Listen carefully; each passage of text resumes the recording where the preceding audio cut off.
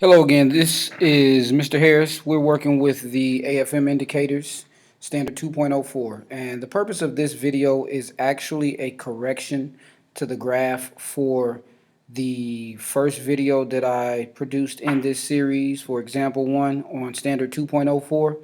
I quickly realized that I did not graph the period of this particular function correctly, and so I want to make sure that I get that corrected so that my students have the correct information. So the first thing I'm going to do is I'm going to get this graph going, and let's draw this graph properly.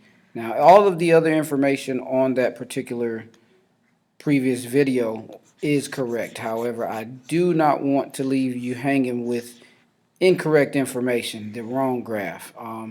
The good thing about it is that my students were actually asking questions, and so the fact that I did make that mistake, it actually brought about some good questioning for the students. So we want to go back and we're going to make this correction. So here we have our x-axis, we have our y-axis, and I'm going to do on the x-axis, I'm going to say from 1 pi, 2 pi, and 3 pi. Now notice that the problem only tells us that we have to go from 0 to 2 pi. Once again, I believe that this should be 2 pi instead of just 2 because we measure in radians here. Our amplitude is 5, so I'll go ahead and just say 5 there and -5 there. Now, the period we said in the previous video is pi, and we get that because we have 2 pi over b, and in this case b is 2, so that simply simplifies to pi, I'm sorry.